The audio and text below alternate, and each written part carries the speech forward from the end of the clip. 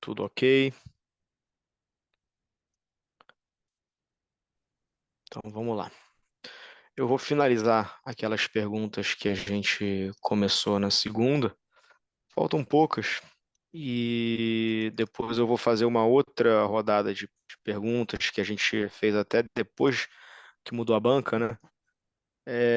Tudo que a gente viu na segunda é muito ainda cobrado, eu diria assim, talvez seja a espinha dorsal do conteúdo.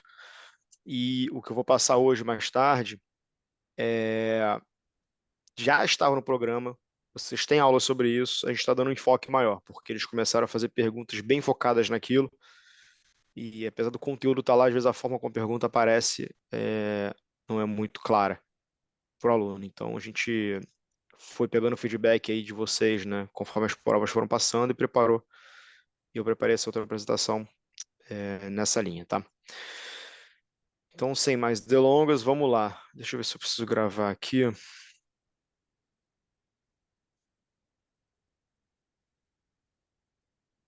Ah, não, já está gravando. Ótimo. Então, vamos lá, pessoal. A gente tinha parado aqui na última sobre o testamento, finalizando aqui um pouquinho com parte de offshore, que é rápido. Seu cliente mais recente é um empresário de 75 anos, dono de uma grande empresa produtora de vinhos e espumantes no Rio Grande do Sul. Além da companhia, que recentemente começou a exportar para a África e Ásia, ele também possui diversas propriedades, como imóveis residenciais, galpões e lajes comerciais. Esse cliente também possui patrimônio investido em fundos de aproximadamente 700 milhões. Ele planeja estruturar a sucessão desse patrimônio entre a esposa e os 4 filhos, utilizando instrumentos no exterior. Das alternativas abaixo, assinale a que traz recomendações mais adequadas.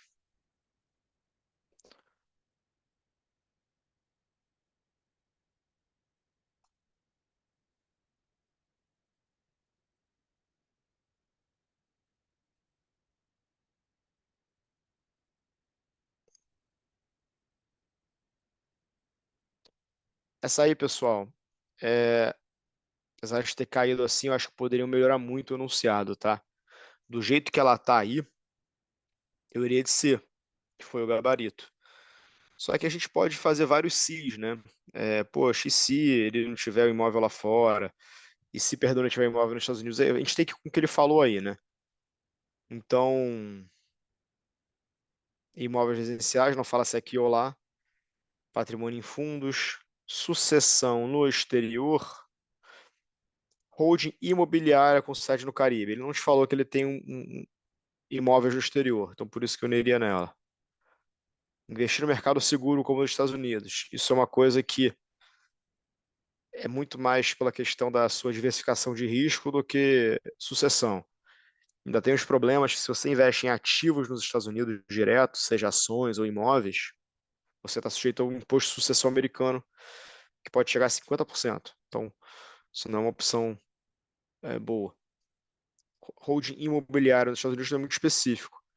Certamente o que a banca queria era se, que é falando aí das PICs, né, das Personal Investment Companies, que são montadas aí em Cayman, Bahamas, BVI, e concentram os investimentos líquidos do cliente no exterior, alguns ilíquidos também, e que está até na pauta aí a tributação dessas empresas, que hoje não tem uma regra de tributação todo ano, então a pessoa consegue diferir o imposto, tá?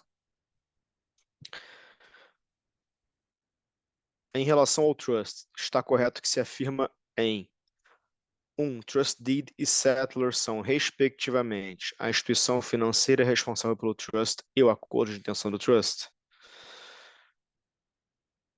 2. Trust é essencialmente um instrumento utilizado em país de direito romano. E 3. Todo acordo de trust é revogável.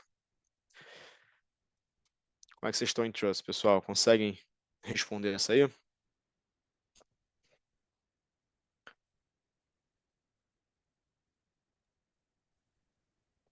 Trust deed é o acordo em si. Settlor é quem faz o acordo, né? Então não é a primeira. Perfeito, Trust é perfeito. essencialmente um instrumento utilizado pelo direito romano, não. É o E contrário, ele direito pode ser anglo-saxão. revogável ou irrevogável. Nenhuma. Perfeito, perfeito. De nenhuma.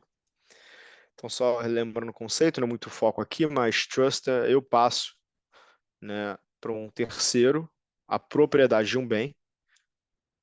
Eu sou o settlor e esse terceiro é o trustee, né? E esse terceiro vai administrar os bens de acordo com o documento que eu escrever, que é chamado trust deed, em benefício, né, dos beneficiários, que são os outros terceiros indicados como beneficiário do trust. Então, você pode ter ainda a figura do protector, que é uma outra pessoa para meio que proteger ali as vontades do settlor. Se o trustee estiver fazendo besteira, ele pode demitir o trustee, mas difícil a prova ir até aí. Sandra e João são casados desde de 98 sem pacto. Leia-se comunhão parcial de bens. Antes do casamento, Sandra possui um patrimônio de 800 mil e seu cônjuge 400 mil. Após a união, ampliaram o patrimônio 200 mil. No caso de falecimento de João, qual seria a base de cálculo para o ITCMD e qual a alíquota máxima permitida?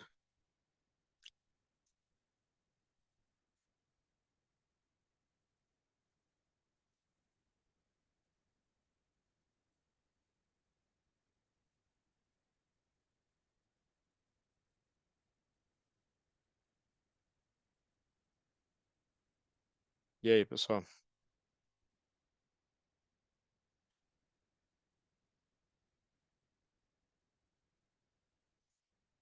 Ó, regime de comunhão parcial, né? Tem meação. Antes do casamento, João que morreu. Antes do casamento, Sandra tinha 800 mil, João tinha 400 mil. O que isso significa? Que o patrimônio particular de João era de 400 mil. O que vai ser herança? Será 400 mil.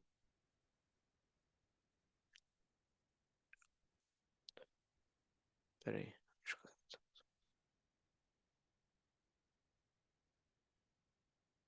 Perfeito. O que será a herança dele? 400 mil, né? Que era particular, mais a metade do que ele construiu com ela, mais 100 mil.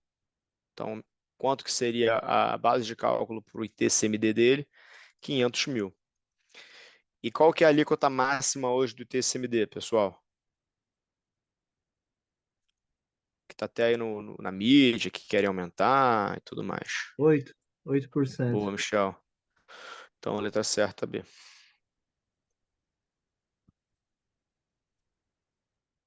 Michael, né? Desculpa. Isso. Boa. Os tributos que incidem sobre uma doação de ações e uma doação de apartamento, quais são, pessoal? Essa é boa. Essa é pegadinha.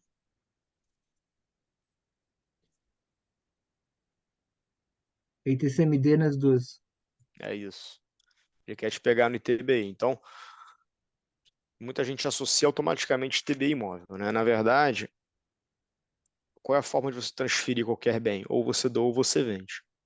Quando você doa, tem TCMD. Quando você vende um imóvel, tem o ITBI. Então, quando você leva lá no RGI, há uma estrutura de compra e venda, você tem que levar junto o ITBI. Se você leva uma estrutura de doação, você tem que levar junto o ITCMD. Então, doação de ação ou doação de qualquer bem é sempre TCMD. Beleza?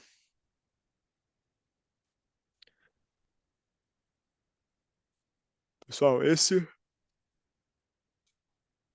perdão, pessoal, final de dia, trabalho, criança, Ah, ó, professor, cansados uma filhos. dúvida.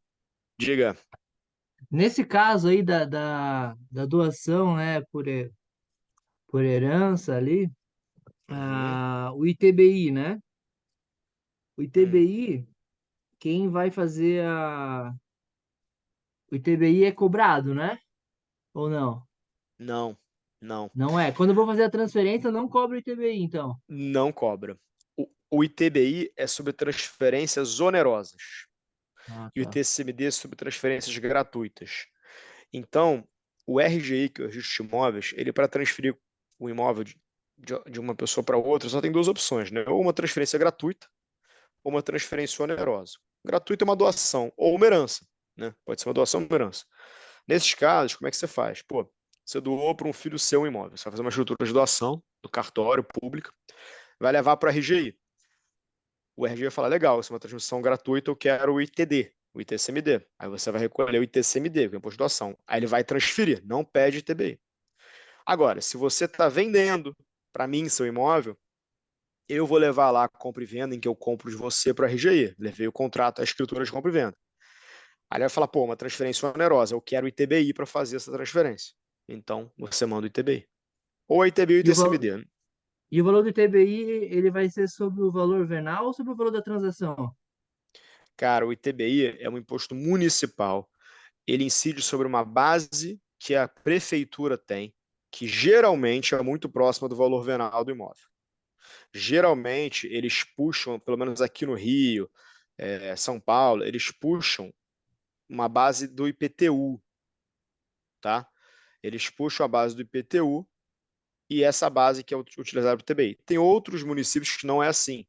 Eles aplicam um fator de um multiplicador. Então, assim, é muito caso a caso, tá, Michel? Não tem como dar Ah, uma tá. resposta específica. Mas assim, para fins de prova, ITBI é municipal,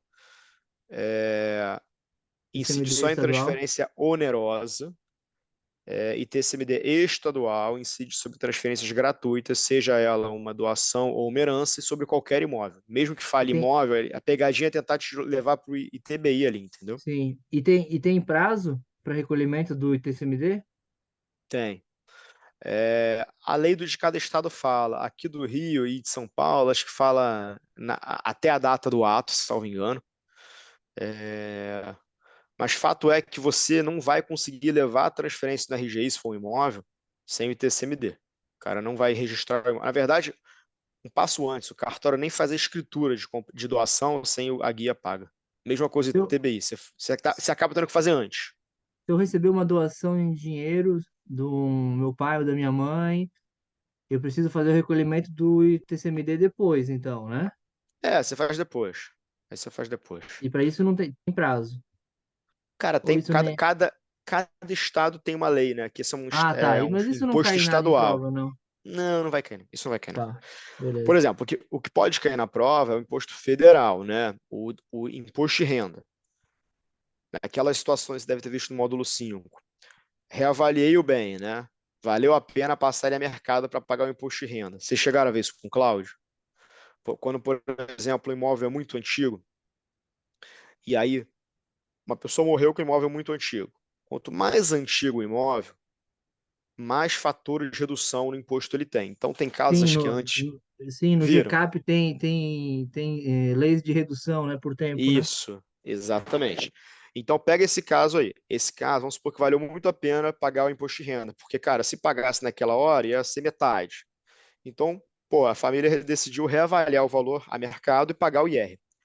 Esse imposto, esse GCAP, ele tem que ser pago até o último dia útil do mês Do mês subsequente. subsequente. Aham. Esse prazo pode cair. Ah, Porque é entendi. geral, é federal. Agora, estadual não vai cair, cara, porque Tá, aí vai entrar em uma seara de lei estadual. Mas esse pode beleza. cair. Aliás, esse Fechou. assunto tem caído muito, tá? Esse de reavaliar o imóvel, se vale a pena, não vale a pena. Ah, beleza. O Pedro, Ui, Pedro, falando de TCMD, por exemplo, existe algum valor de doação que é isento de pagar ITCMD? Por exemplo, você tem ganho de capital, venda até 35 mil é isento, ações, venda até 20 mil, né, são isentas se não for day trade. Agora, ITCMD tem algum valor assim de doação que também entra como isento? Ele falou aí, por exemplo, a doação de pai para filho em dinheiro, né? Por um acaso, assim, existe um valor que você não tenha que pagar? existe. Você fica isento Existe. de pagar? Existe. Cada estado tem seu valor. Por exemplo, no Rio é muito baixinho esse valor. No Rio acho que é 60 mil reais. São Paulo, salvo engano, é um pouquinho mais. Deixa eu te mostrar aqui, ó. Geralmente eles fazem vinculado ao UFIR, né? Unidade Ah, é Fiscal esse de mesmo. Referência, não é? Ó, deixa eu ver aqui, Acho que era 7.500. Ó, deixa eu ver o de São Paulo para ver. Mas tem sim, e é muito comum. Olha só, fica isento do imposto em São Paulo, tá? Na herança, se for imóvel, até 5 mil UFESPs,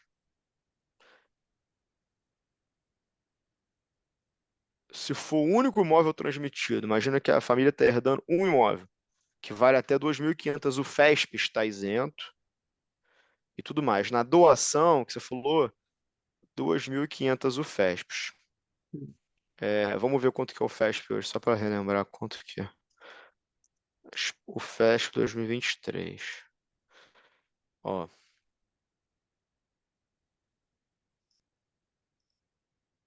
O FESP esse ano, R$ 34, é isso mesmo? Pô, é o que você falou, cara, R$ 7.000 é tão baixinho assim. Então o Rio é maior, tá pensando que era menor. Rio acho que é uns R$ 60.000. Mas é isso aí, 34 vezes 2.500. Vai ser isso 80, mesmo, né? 85. Quanto que é 34 vezes 2.500, né? 85. É Ah, não, 85, 650. R$ 85.000, isso mesmo. Então a isenção em São Paulo é essa, no Rio é outra. Mas sim, todas as leis têm os. O conceito, cara, é você não onerar muito uma doação, uma herança pequena, né? Especialmente aí de quem tem uma capacidade contributiva um pouco menor. Inclusive, tem havido aí alguns projetos de lei, você deve estar acompanhando, de tentar mudar a dinâmica do TCMD e tudo, e um desses projetos prevê a progressividade obrigatória do TCMD, ou seja, a alíquota vai chegando no 8% conforme maior é o volume. Inclusive, no Rio já é assim. No Rio começa em 4 vai até 8. Até milhão é 4, depois vai para 6. Então, é um pouco dessa regrinha da capacidade contributiva. Quer ver? Ó, vamos ver o prazo aqui, só de curiosidade.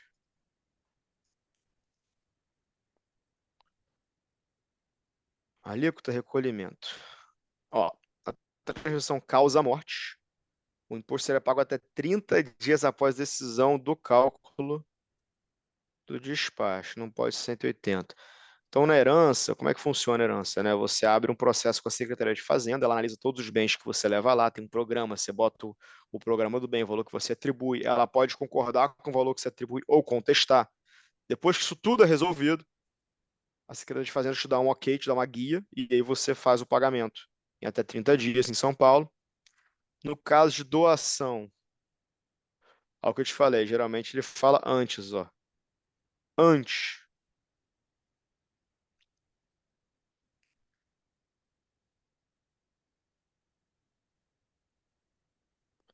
Aí você pode falar, pô, mas eu recebia, como é que eu não sabia que ia receber?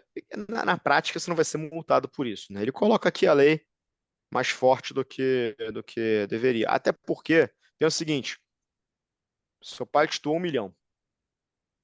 Dia 1, pô, você pagou dia 30. A rigor, você teria que ter pago antes. Pô, quer dizer que você fraudou? Não. No limite, se alguém. Não, ele me emprestou por um mês, depois ele doou. Então, assim, não me preocupo tanto com isso. Desde que você paga imposto num prazo razoável, cara, não vai ter muito problema. Beleza. Bora. Então, vamos lá.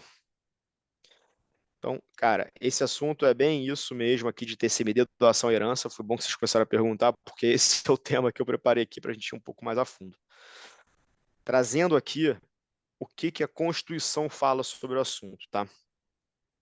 E eu vou chegar no final com 3 regrinhas para vocês lembrarem para a prova, porque a prova pode falar um monte de coisa, cara. Tem herdeiro no Brasil inteiro, tem bem, todos os estados, onde paga o imposto? Aí você fica confuso. Então, a ideia com essa aula aqui é reduzir todo esse assunto a algumas premissas básicas, e com elas vão poder resolver qualquer questão. O que a Constituição fala? Compete aos estados instituir o imposto sobre transmissão, causa morte e doação, ITCMD. Daqui você vê que é competência estadual, por isso cada estado tem sua lei. E ele fala o seguinte: em relação aos bens imóveis, a competência é do estado da situação do bem, ou Distrito Federal. Então, imóvel, quem é o ente que recebe esse imposto? Qual é o estado que recebe esse imposto? O pai mora em Tocantins, doou um imóvel no Espírito Santo para uma filha que mora em Mato Grosso. Qual o estado que é competente para receber esse imposto? o estado do bem, o Espírito Santo. Tá? Então, essa é uma regra de ouro para a gente guardar. Relativamente a bens móveis. O que é um bem móvel? Tudo que não é imóvel. Então, se a questão te falar dinheiro, te falar carro, cavalo, ouro, qualquer coisa que não seja imóvel, está nessa regra. E o que essa regra diz? Relativamente a bens móveis, títulos e créditos, compete ao Estado onde se processar o inventário ou o Estado onde tem domicílio doador ou Distrito Federal. Então, vocês estão vendo as duas regras de ouro, que tem caído muito em questão disso. Aí a questão certa, que se entender as regrinhas de ouro, você faz. Qual Estado que tem competência para cobrar o imposto? Separa pelo tipo de bem. Bem imóvel, se falou terreno, se falou casa, se falou apartamento, se falou prédio, mansão, fazenda, é o estado de situação desse bem, independente do estado doador e donatário. Se falou qualquer outro bem, cavalo, carro, qualquer coisa, dinheiro, cota de fundo, cota de holding tem caído, é estado aonde está se processando o inventário ou onde tem domicílio doador. Outra forma de cair. Fulano faleceu em São Paulo. Tem uma cota de uma holding no Amapá. Aonde será tributado o ITCMD sobre essas cotas? Independente da holding ser do Amapá, se ele faleceu em São Paulo, você vai presumir que o inventário dele é São Paulo. A não ser que a questão te fale. Ele pode ter falecido em São Paulo, mas o cara morava no Rio, declarava no Rio e o inventário está no Rio. Mas se a questão de falar isso, você vai assumir que ele morreu em São Paulo e o inventário é lá, tá bom? Alguma dúvida?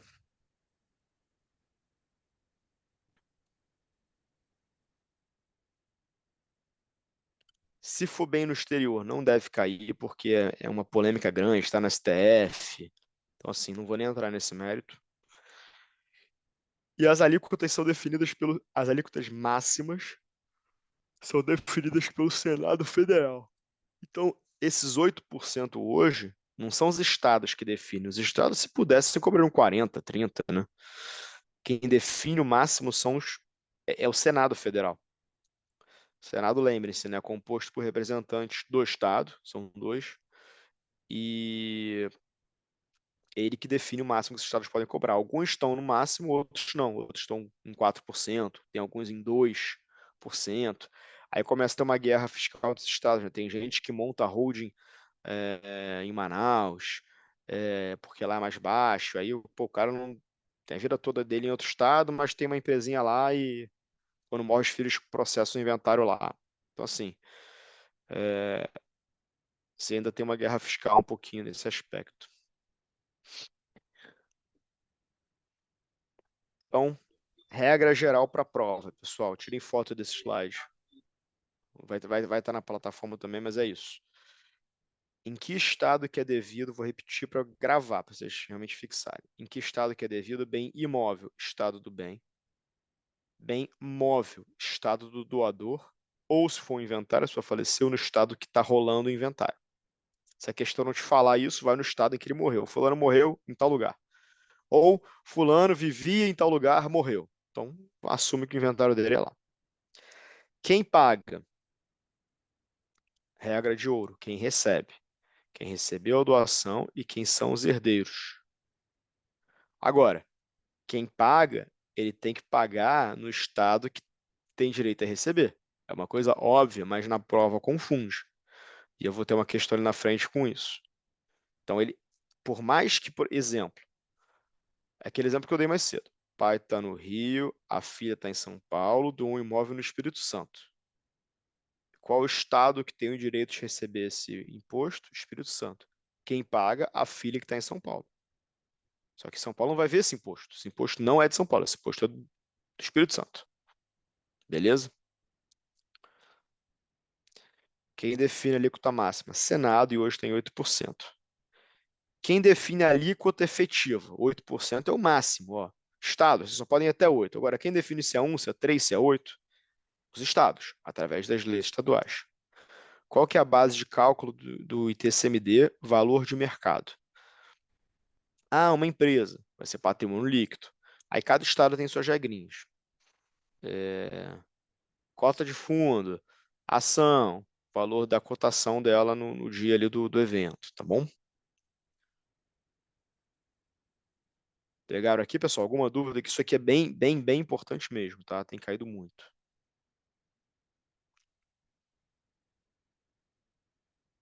Tudo certo, pessoal? Certo, pessoal. Então, só no caso de PJ, aí no caso que você falou, se ele monta aí uma PJ para centralizar o patrimônio aí, no caso o ITCMD pode ser, em vez do endereço do endereço de imposto de renda dele, o endereço da empresa. Então, aí pode acontecer essa Perfeito. manutenção. Perfeito. Perfeito. É isso aí. Tem até questão disso ali na frente. Você pegou, cara. É isso. Se o cara tem imóveis no Brasil inteiro e morre, a princípio, o imposto seria devido no Brasil inteiro. Porque cada estado que tem cada imóvel teria direito de tributar. Se ele monta uma holding no Rio, e essa holding no Rio tem todos os imóveis, ele morrendo, a sucessão é de cotas da holding, que é imposta no Rio. Você muda, exatamente. Há imposto de renda nas doações ou heranças? Tem caído muito também. Às vezes no módulo 5, às vezes aqui no 6. Não necessariamente, mas pode haver. Por que isso? Porque quando você doa ou quando você herda, você tem a opção de fazer isso a mercado ou a custo. Ah, mas o ITCMD sempre é mercado. É, só que uma coisa é o ITCMD para fins de pagar o imposto do ITCMD, outra coisa é o valor que eu boto no meu imposto de renda.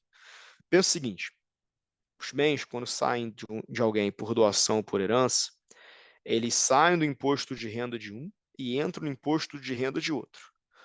O jargão de mercado que a gente fala é se sair a custo, quer dizer o quê? Estava no imposto de renda do doador a 10, ele doou para o filho e o filho jogou a 10. Foi doado a custo. Ou mesma coisa, herança. O cara morreu, valia 10 no IR dele. Aí pagou o ITCMD, já valia 20. Vamos supor que no mercado aquele bem vale 20. Ele pagou o ITCMD sobre 20, só que nos herdeiros ele jogou a 10 a custo, tá? Outra coisa é você falar o seguinte, poxa, é 10, mas tá no meu IR é 10, o custo é 10, só que vale 20. Então, além de pagar o ITCMD, eu vou majorar a mercado o valor do bem, eu vou acrescer, né? Eu vou subir o valor desse bem a mercado. O que que acontece? Esse exemplo, se eu tinha 10, a custo 10 e ele vale 20, eu estou passando para o meu filho, o IR dele vai entrar 20, teve um acréscimo patrimonial de 10.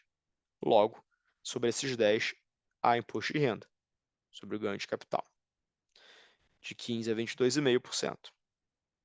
Poxa, por que que eu vou pagar se é, se é opcional, né? Eu posso manter a custo e diferir esse ganho? Principalmente nos casos em que há o fator de redução, tá? Nos casos, por exemplo, do imóvel muito antigo, uma família que herda esse imóvel, ele só tem aquele momento. No momento que passar para os herdeiros, se ele não se aproveitar do fator de redução, ele perde. Você começa a contar o prazo de novo. Então, tem várias situações que vale a pena sim se remarcar e pagar o IR, tá?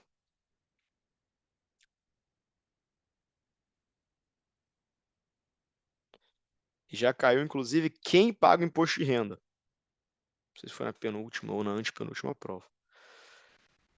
Se for uma herança, o espólio, tá? O espólio vai pagar. É como se ele estivesse remarcando ali o bem no espólio para ele se beneficiar dessa redução. Então, o espólio paga o imposto de renda e passa para os herdeiros já remarcado a mercado. E se for uma doação, quem paga é o doador, porque, de novo, é como se esse ganho estivesse ocorrendo no bolso do doador. Vale 10, só que ele está passando a 20, então ele está majorando, pagando imposto para 20 para passar para 20. Nada impede que o donatário receba 10 e depois ele mesmo suba o custo. Mas, assim, via de regra, a gente está falando disso aqui.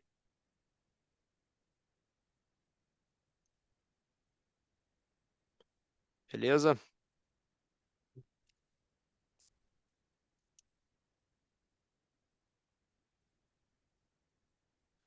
Vamos para questões para a gente fixar esses conceitos, pessoal. João faleceu no Rio, onde viveu toda a sua vida. Deixou uma filha em São Paulo, um filho em Curitiba e uma companheira em Minas. Seu espólio é composto por um imóvel no Rio, um imóvel na Bahia, dinheiro e cavalos. Sobre os impostos em sucessão, é correto afirmar o quê, pessoal?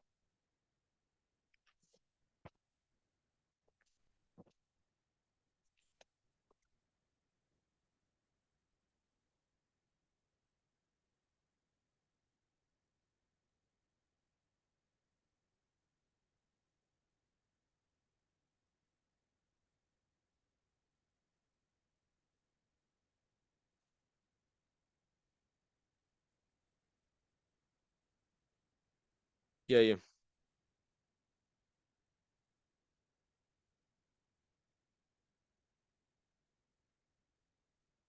Quem se arrisca? É só lembrar Tá. das regrinhas de ouro. É A, né? É a. Vamos lá. A questão vai tentar te confundir pra caramba, mas regrinha de ouro. Bens móveis, né? Ele tem bens móveis. Ele tem aí dinheiro e cavalos. Isso tudo no domicílio, onde se processa o inventário. Se ele faleceu no Rio, onde ele viveu a vida toda, o inventário está no Rio. Então, beleza. Rio tem com certeza. Outra regrinha de ouro: imóveis no estado do imóvel. Seu espólio é composto por imóvel no Rio, imóvel na Bahia, dinheiro e cavalos. Então, na Bahia vai ter o ITCMD também do imóvel. Beleza? 2. Ainda sobre o falecimento de João. Além do ITCMD, haverá necessariamente imposto de renda sobre os valores recebidos pelos herdeiros.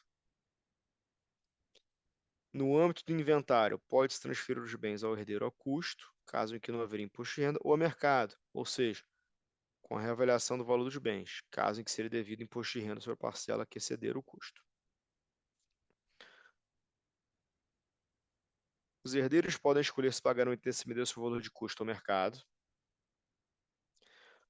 O ITCMD incide sempre sobre o valor de custo histórico dos ativos, conforme declarados no imposto de renda do falecido.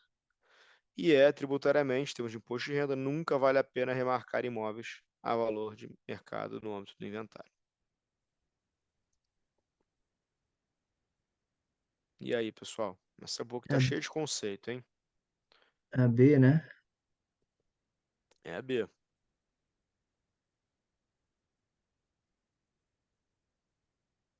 É a B.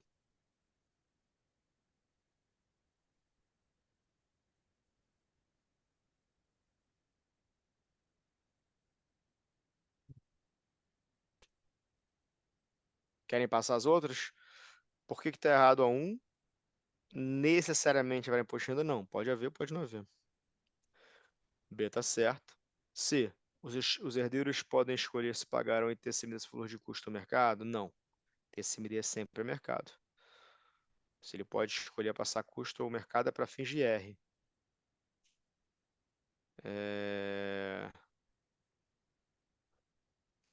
C. Os herdeiros podem escolher. Não, desculpa. D. O ITCMD incide sempre sobre o valor do custo histórico dos ativos, conforme declarados não sobre o mercado. E tributariamente, tem um GR, nunca vale a pena remarcar imóveis. Sabemos que não. A gente acabou de falar que pode haver casos em que há benefício de remarcar.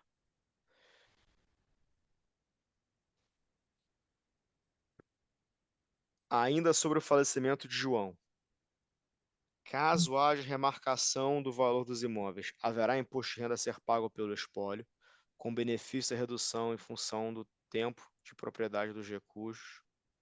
Correto. B. B. Caso haja remarcação do valor dos imóveis. Rapidinho, pessoal. Desculpa. Caso haja remarcação do valor dos imóveis, haverá imposto de renda a ser pago pelos herdeiros, com benefício da redução em função do tempo da propriedade do decujus. C, caso haja remarcação do valor dos imóveis, os herdeiros recebem o valor no novo custo, sem que haja incidência postando por qualquer das partes. Como o Michel já adiantou, letra A. O que a B está errado? Vamos ver. Caso haja remarcação do valor dos imóveis, haverá imposto de renda a ser pago pelos herdeiros. Não, espólio. E C, caso haja remarcação do valor dos imóveis, os herdeiros recebem o valor ao novo custo, sem que haja incidência do imposto de renda por qualquer das partes. Mentira, tem que pagar o imposto de renda sim, no espólio. 4. Maria, que reside no Rio Grande do Sul, decidiu doar parte do seu patrimônio para suas duas filhas, Roberta, que mora em Vitória, Espírito Santo, e Helena, que mora em Alagoas. Doou um imóvel no Rio de Janeiro para cada, e cotas de um fundo de investimento exclusivo custodiado junto ao Banco de São Paulo. Será devido ITCMD aonde, pessoal?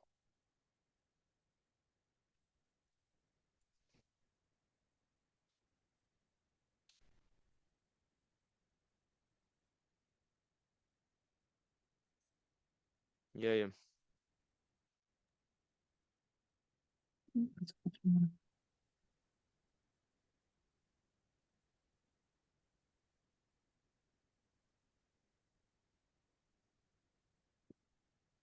É, é Rio e Rio Grande do Sul?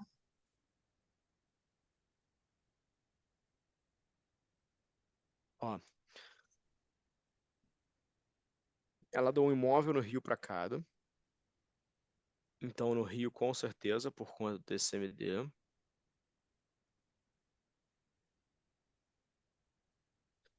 E cotas de um fundo de investimento exclusivo.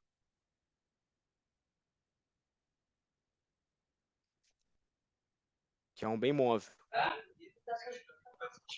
É Rio de Janeiro e TCMD e o dos fundos em São Paulo, né? Então, essa é pegadinha. Lembra da regra geral, vamos lá. Regra geral, pessoal, mesmo quando a questão tentar te confundir. Imóvel do bem, bem móvel, domicílio do doador. Então, cara, te falo um monte de coisa aqui. São Paulo é só para confundir. É onde tiver domicílio do doador. Então, no Rio Grande do Sul, sobre as cotas do fundo. E Rio de Janeiro, sobre os imóveis. No Espírito Santo, sobre os serviços por Roberto, em Alagoas, não. Rio Grande do Sul, para todos os bens, não, porque tem a regrinha do imóvel. Em São Paulo, para a cota do fundo. E no Rio de Janeiro, sobre os bens imóveis, também não.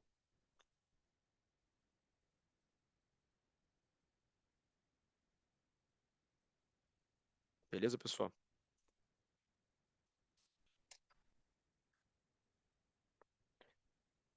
Caso Maria detivesse imóveis no Rio, através de uma holding imobiliária, situada no Rio Grande do Sul, e ao invés de transferir os imóveis para a filha, resolvesse doar as cotas dessa empresa. É exatamente a sua pergunta. O que aconteceria com o TCMD? E aí, pessoal? É onde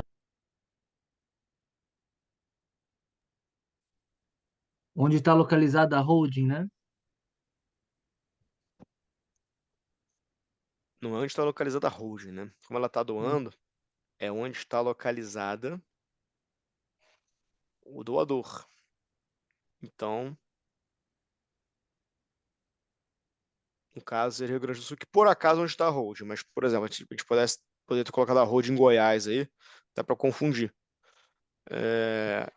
Lembra sempre que bem imóvel é estado do doador, tá?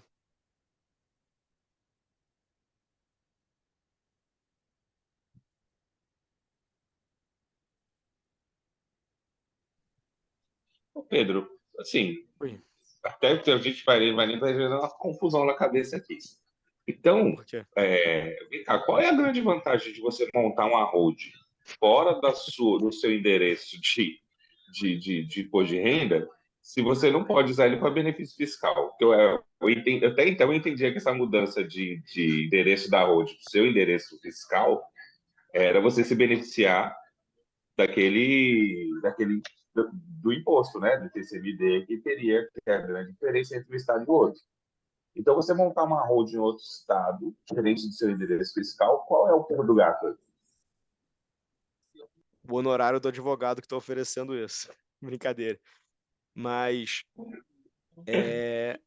basicamente, o que esses caras fazem? Eles criam substância ou tentam criar substância nesse outro estado para que, geralmente, o inventário seja processado lá. Então, o que é um planejamento comum que as pessoas fazem é, exemplo, lá em Manaus, acho que Manaus que é 2%, é Amazonas, né? 2%. Eles montam lá a empresa em Manaus, o cara compra um apartamentinho lá, passa a declarar imposto de renda como se fosse residente lá, que tem um endereço lá, tem uma conta de luz, uma conta de gás, aí meio que muda o domicílio fiscal dele para lá. Só que além de mudar o domicílio fiscal dele para lá, ele tem uma empresa lá, tem uma holding lá. E aí no inventário dele, você tem uma substância, entendeu? Ele tem o IR, que ele já declara o IR dele com o endereço de lá, ele tem apartamento lá, e ele tem uma empresa lá, entendeu? Então, assim, a empresa lá por si só,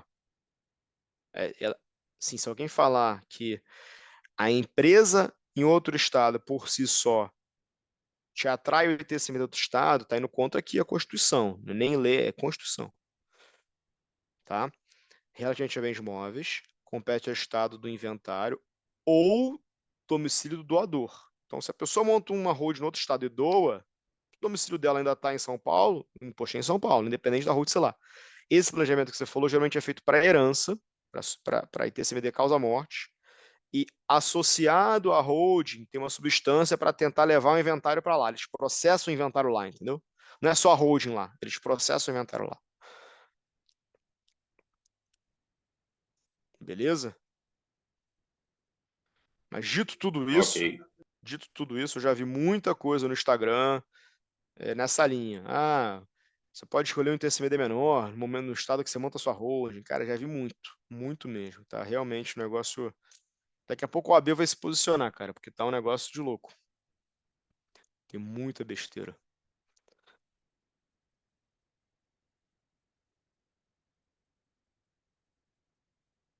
Ainda sobre a doação de Maria. Quem paga o ITCMD? Tá vendo que essa questão, essa última eu acho muito boa, porque ela trata do conceito que estado devido, quem paga, se mudasse de imóveis para uma holding, o que acontece. Então, quem paga o ITCMD nesses casos?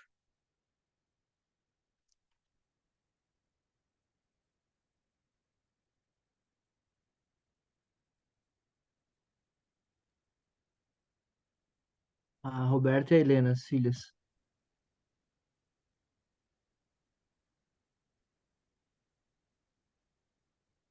Perfeito. Quem paga, quem recebe. E Sobre o aí, olha que valor da loucura. cota. Sobre o valor do seu quinhão. Isso.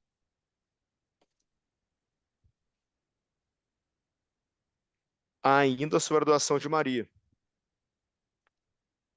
Caso opte por doar os imóveis a valor de mercado, além do ITCMD, o que acontece?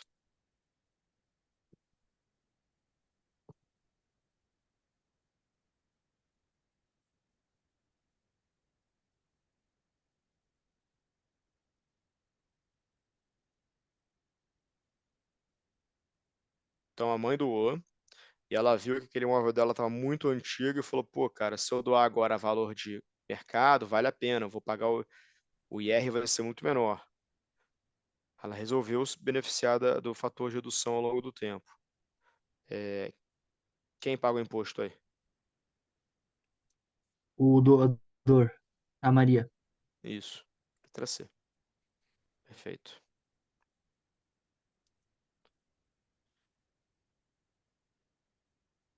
Perfeito.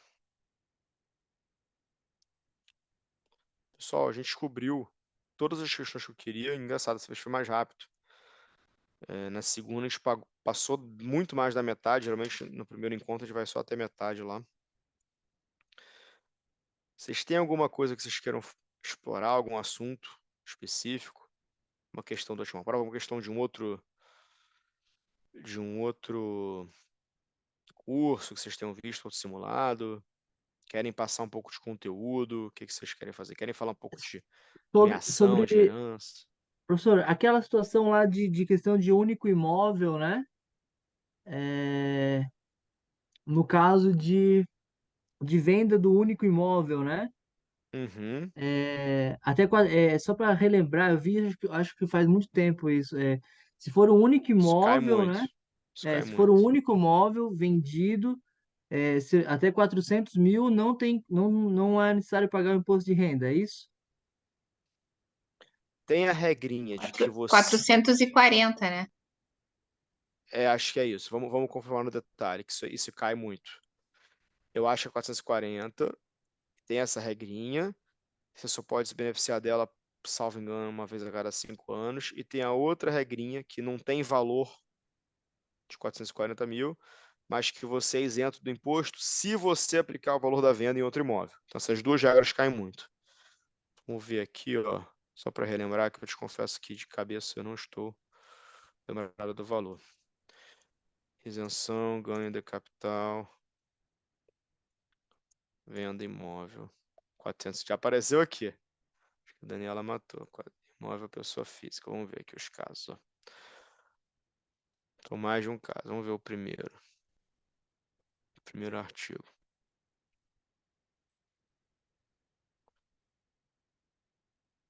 Isso, ó. Venda imóvel único nos casos em que o proprietário vende um único, não ultrapassa 440. Ó, exatamente o que eu falei, 5 anos. Então, essa regra que você falou, 5 anos. Como é que pode cair isso? Fulano vendeu um imóvel de 300 mil, não pagou imposto. 3 anos depois,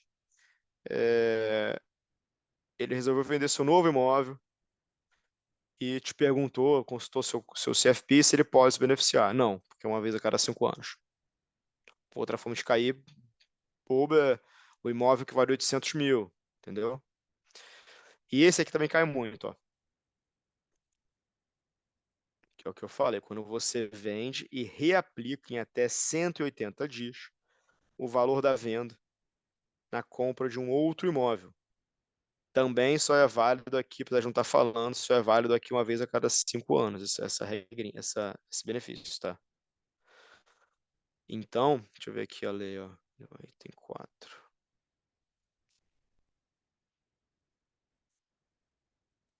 Ele certamente fala uma vez a cada 5 anos aqui, artigo 39. E essa cai bastante, cai até mais do que essa de... Eu já vi mais vezes do que essa de 440 mil.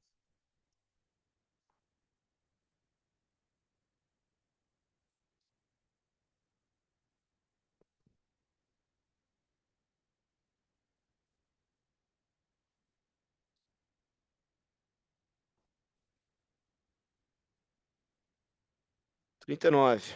Que isento de imposto de renda quando você aplica na compra de outro, papapá. No caso de venda de um mais imóvel, aí é isso mesmo. O contribuinte somente poderá usufruir desse benefício uma vez a cada 5 anos. Fica fácil de lembrar que as duas isenções, tanto a de 440 mil quanto essa, valem para 5 anos.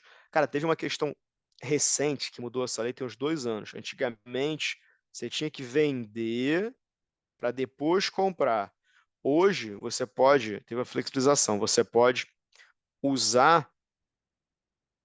Imagina que você comprou financiado, depois vendeu. Você pode usar a venda para quitar esse financiamento sem imposto, tá? Então deu uma flexibilizada nisso.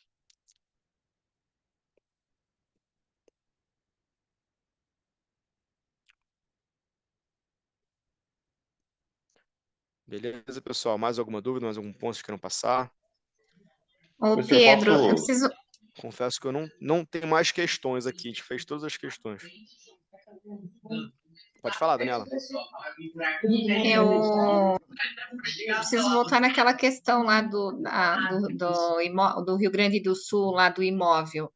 Então, a regra de ouro Bora. vale se não tiver constituição de holding, né? Para ser no estado do bem.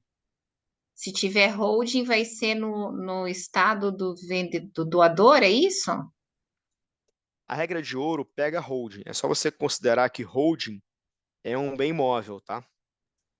Móvel. Ah, tá. Holding é um bem móvel. Apesar de ser uma empresa estática, né? É cota dela que você está herdando ou doando. Então, é um bem móvel. Logo, se é um bem móvel, segue a regrinha de ouro. Qual é a regrinha de ouro? Domicílio do Estado do doador. doador. Ou Tá bom. estado do inventário. Tá O bom. que mudou naquela Obrigada. questão, imagina, o que mudou naquela questão é que ela saiu de uma regrinha de ouro e foi para outra, ó. Ela antes doava os imóveis diretamente. Qual é a regrinha de ouro? Imóvel é no RI local dos imóveis. Mas aí, cadê? Ah, não, desculpa, era antes, que era aqui, né? Aqui era a regrinha de ouro 1. Se ela tinha imóvel na física sem ter holding e doou o imóvel, o imposto seria nos imóveis, o dos imóveis seria no Rio. Regrinha de ouro 1. Agora, o que ela fez? Ela transformou, entre aspas, imóveis em bem móvel, que é uma holding, uma cota de uma holding. Então foi para a regrinha de ouro 2, que é o quê? No estado do doador. Então ela só serve a regrinha de ouro para outra. Ok.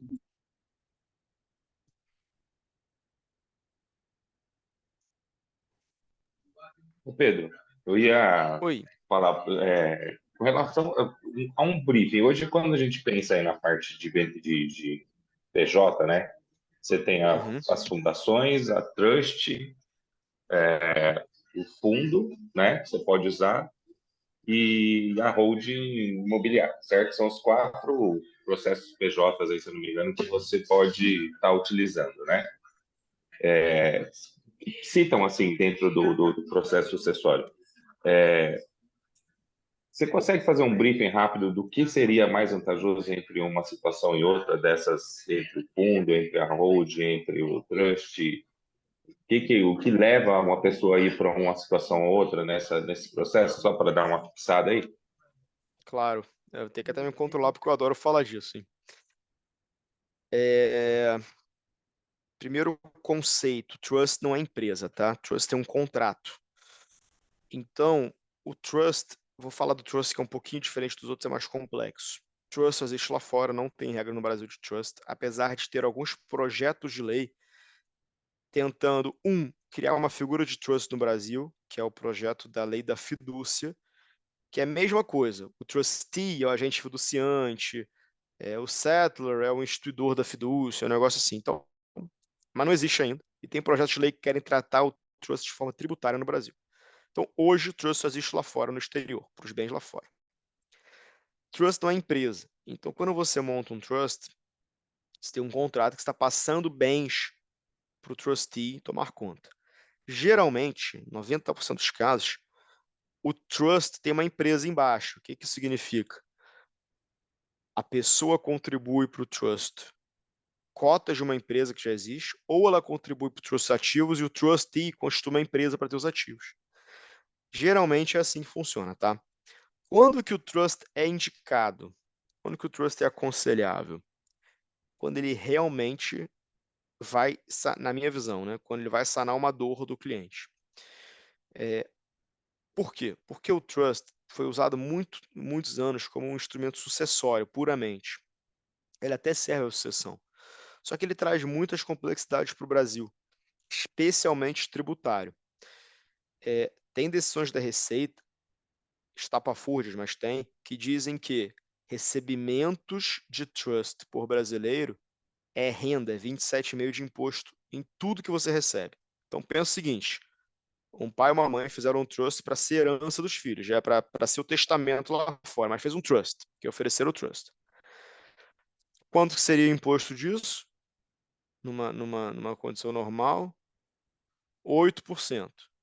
Tem até adesão no STF, que herança no exterior não tem mais imposto. Beleza. Mas tirada essa discussão, seria 8%, e hoje isso até seria zero, tá? Porque tá, no STF já definiu que, como a Constituição diz, o STF, né, nesse caso concreto, decidiu seguir a Constituição, que diz que terá competência para instruir por lei complementar, se o doador tiver domicílio no exterior ou se o decúbito tiver bens ou teve processo de inventário exterior. O que acontece? Se lei complementar não existe até hoje. Então o Supremo, ano passado, retrasado, falou, não, nesse caso, como não tem essa lei, os estados não podem cobrar esse imposto. Então, hoje, o imposto de sucessão no exterior deve ser zero. O que acontece com a decisão da Receita estapafúrdia dessa? Ela fala, não, meu amigo, isso não é herança, isso não está nessa regrinha aqui. Isso é renda, isso é 27,5. Então, você traz complexidades desnecessárias no Brasil. Quando que o trust ele é vantajoso? O trust ele é muito flexível. O trust você pode dizer assim, olha, trustee, eu estou te dando meu dinheiro, eu quero que você tome conta dele e passe para os meus filhos. Né? Você vai ser o meu, quase que um testamento, é um trustee, é um fiduciário, um agente fiduciário, mas eu quero o seguinte, se eu morrer, eu quero que você só distribua para os meus filhos aos 18 anos o principal. Na verdade, eu não quero o principal, eu quero 10% do principal. Eu quero que você distribua com 25 anos 50% do principal se eles tiverem passado uma faculdade. Você pode até nomear a faculdade. E com 30 anos, eu quero que você distribua tudo se eles tiverem filhos, se eu tiver neto. Se não, você bota esse dinheiro e bota numa instituição de caridade. O trust é tão flexível quanto isso. Tem casos que o trust é usado para pessoas com incapacidade. Então, imagina uma pessoa sozinha, que não tem cônjuge, não tem ninguém, e tem um filho incapaz, tem um filho com uma deficiência, uma síndrome. Ele pode pedir para o trust tomar conta do filho dele, usar aquele dinheiro para pagar uma instituição de médica, um hospital. Então, o trust ele é usado quando você tem realmente uma real necessidade. É assim que eu costumo indicar o trust. Vamos continuar no exterior, né? Holding lá fora para investir. Hoje, na regra atual, todo mundo que tem dinheiro no exterior que justifique pagar uma holding lá fora vale a pena. Uma holding lá fora não é cara, custa uns $4.000 por ano. Para um cliente que tem um patrimônio de mais de $1 milhão, se paga fácil. E o que acontece? Lembra que a gente falou daquela regrinha do imposto de renda que tem que pagar até o último dia útil do mês subsequente? Se você tem ativos na pessoa física lá fora, ação, bond da Apple, T-bill americano, qualquer coisa, a cada venda você tem que pagar imposto. Não se compensa perdas e ganhos com nada. E você tem um trabalho super burocrático de acompanhar isso. Quando você monta uma holding, o que acontece? Perdas e ganhos se compensam, é uma empresa. Então, se você ganhou dinheiro em Apple, perdeu em Tesla, isso nem aconteceria hoje, tá tudo ganhando, mas vamos supor, uma compensa a outra. Então, você já diminui sua base tributável. E 2, que é o principal benefício de uma holding lá fora hoje. Você não tem tributação mensal dos ganhos. Hoje você não tem tributação nem anual dos ganhos. Você vai diferindo o imposto ad eterno. Você só tributa quando você traz o dinheiro.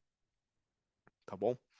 Então, hoje, para quem tem dinheiro lá fora a partir de certo volume, a holding de investimentos no Caribe, PVI, Caimã, Bahamas vale muito a pena.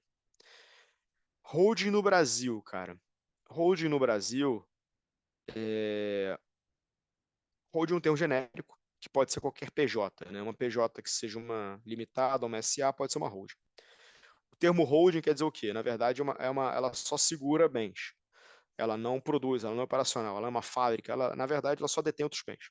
Essa holding pode ser patrimonial, que vai ter a patrimônio da família, vai ter a casa, vai ter o carro, vai ter não sei o quê. Uma holding imobiliária, que geralmente a gente usa para se referir a uma holding que tem imóveis que geram renda. Então, aluguel, compra e venda e tudo mais. Quais são os benefícios da holding, cara? E depois eu posso até mandar aqui no grupo uma carta que a gente escreveu aqui no time de Wealth Planning da XP essa semana, que é a holding tudo resolve. Será justamente tentando fazer um contraponto aí a esse hype que está tendo de holding nas redes sociais. Quando que a holding é muito boa? Aluguel de imóvel. Imagina que você tem vários imóveis alugados. Imagina que você é um cara muito rico, tem 100 salas em shopping, é um cara que gosta de imóvel. Você paga 27,5% de imposto nesse aluguel. Né?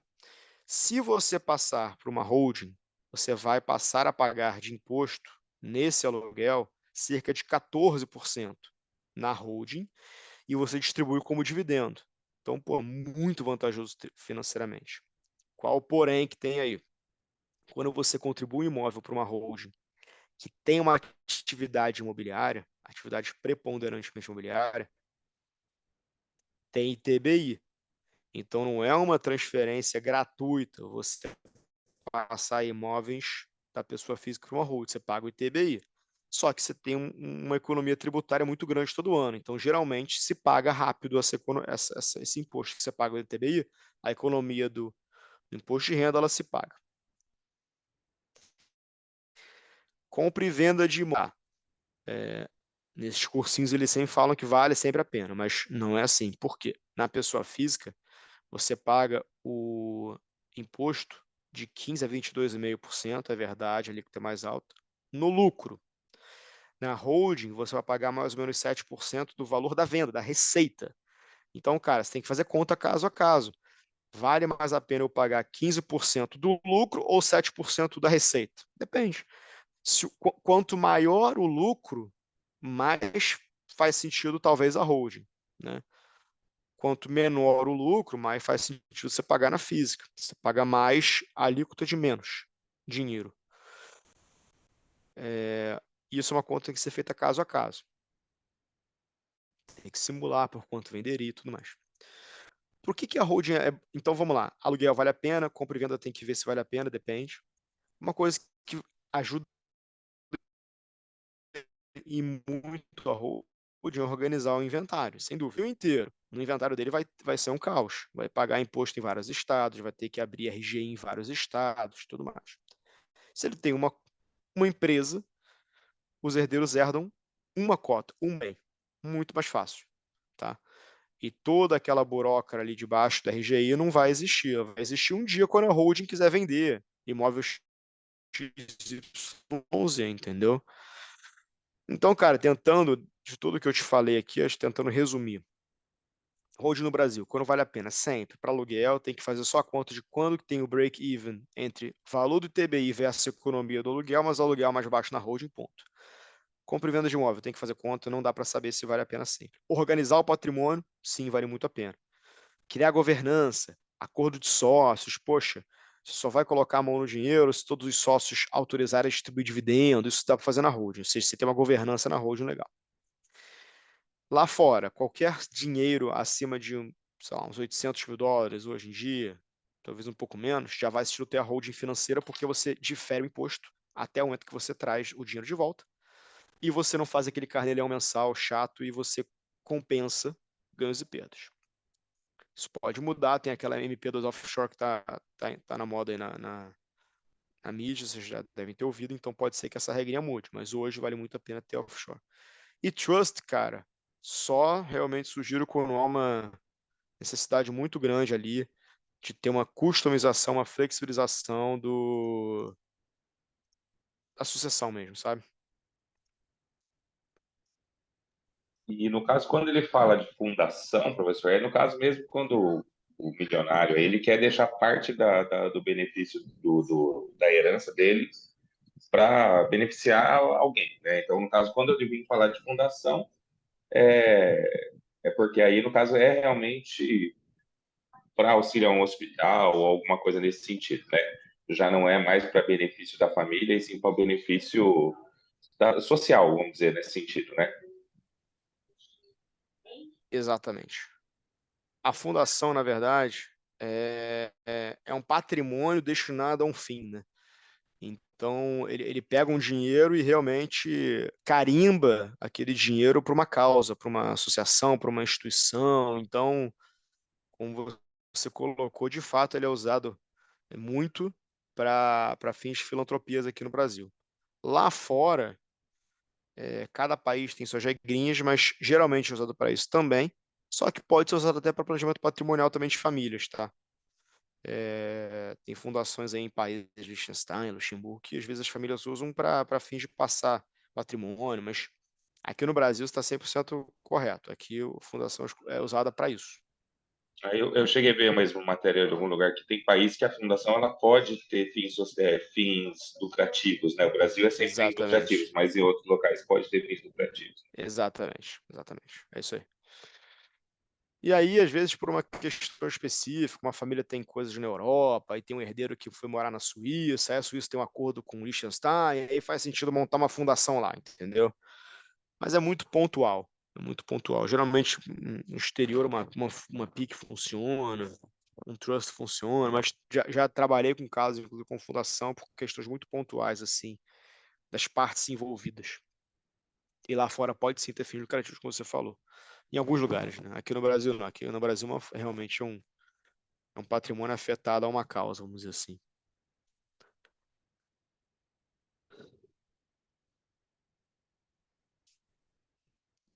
Algo mais, pessoal?